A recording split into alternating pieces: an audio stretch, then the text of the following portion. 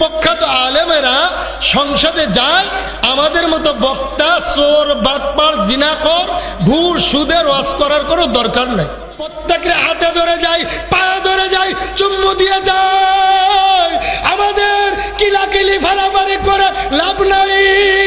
তোমার নেতা গুলশানে বাড়ি করবে, আমার লাভ কি? আমাদের জীবন দিয়ে লাভ কি? ঠিক কিনা জোরে কম।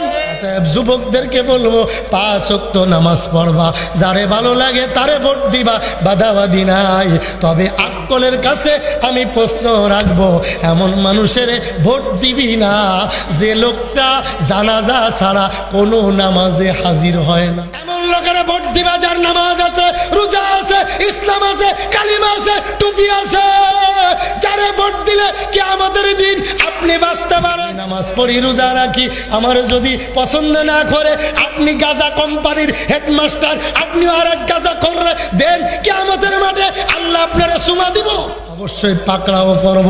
এই জন্য আমার আল্লাহ তাআলা ডাক দিয়ে বলেন, মা সালাকাকুম ফি সাকর ক্বালু লাম নাকু মিনাল মুসাল্লিন ওয়া লাম নাকু নুতঈমুল মিসকিন ওয়া কুননা নাকুদু মাআল কায়দিন। 4টা কাজ তোমরা করবে না, হাসতে হাসতে জান্নাতে যাবে, ঠিক কি না? 1 নম্বরে আজ থেকে নামাজ ছাড়বো না। কতক্ষণ না কেন? আজ থেকে নামাজ ছাড়বেন না।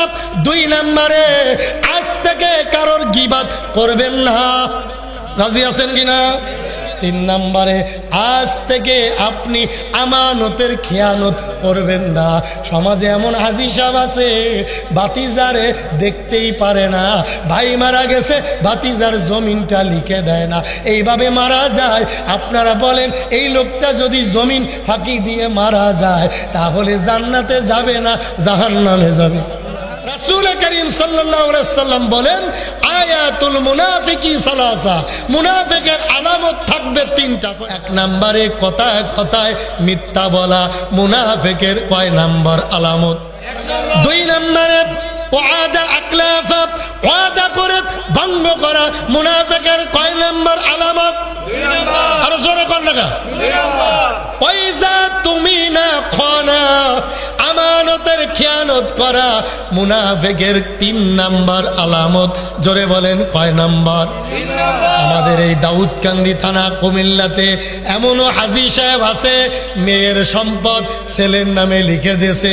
এমন হাজি সাহেব 2-1 জন আছে না নাই? কথা বল না কেন? বড় ছেলের জমি ছোট ছেলের নামে লিখে দিয়েছে, আমানতের খেয়ানত করেছে, এমন লোক আছে না নাই? আরো জোরে কান। নবীজি আবার 4 নম্বরে বলেন, ওয়াইজা কানা উমুরুকুম শিরারাকুম আগনিয়াকুম বুখালাউকুম উমুরুকুম ইলা নিসাইকুম। ভালো করে বুঝবা, তোমাদের মাঝে 4 শ্রেণীর লোক বসবাস করবে। যখন তোমরা দেখবা 4 শ্রেণীর লোক সমাজে মাতবাড়ি করতেছে, মনে করবা কিয়ামত বেশি দিন। কথা কয় না? 1 নম্বরে তোমরা যখন দেখবে মূর্খ লোক সমাজের নেতৃত্ব দেবে, কথা কয় না রে? তোমরা যখন দেখবে, কয় নাম্বার? 1 নম্বরে মনে করেন মুনাফিকের আলামত 3টা, আর একটা ধরেন 4 নাম্বার। কয় নাম্বার? 4 নম্বরে এমন একটা জামানা আসবে তোমাদের মাঝে উম্মত মূর্খ লোক মুরগি চুরি করছে, জিনাখোর অশিক্ষিত মূর্খ সমাজের নেতৃত্ব দেবে।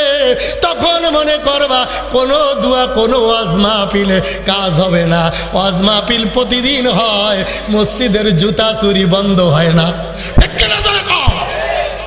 কথা বল না কেন? নবীজি আমার বলে 5 নম্বরে, কয় নম্বর মুখস্থ করতেছেন? 5 নম্বরে নবীজি বলেন, এমন একটা জামানা তোমাদের মাঝে আসবে রে উম্মত, তোমরা দেখবা পুরুষের দাম থাকবে না, পুরুষে আয় করবে, ইনকাম করবে, আর ব্যাগ নিয়ে গরিপুর বাজারে নারীরা বাজার করবে। পুরুষেরা বিদেশ করবে, বড় ভাইয়ের নামে অ্যাকাউন্ট থাকবে না, বাবার নামে অ্যাকাউন্ট থাকবে না, অ্যাকাউন্ট করবে লাইলি বেগমের নামে। 10 বছর বিদেশ করে বাড়িতে এসে দেখে ঘরে লাইলিও নাই, ব্যাংকের টাকাও নাই। ঠিক কিনা জোরে কও? বন্ধু নবীজি আমার বলেন এমন একটা জামানা আসবে পুরুষের মূল্য কমে যাবে।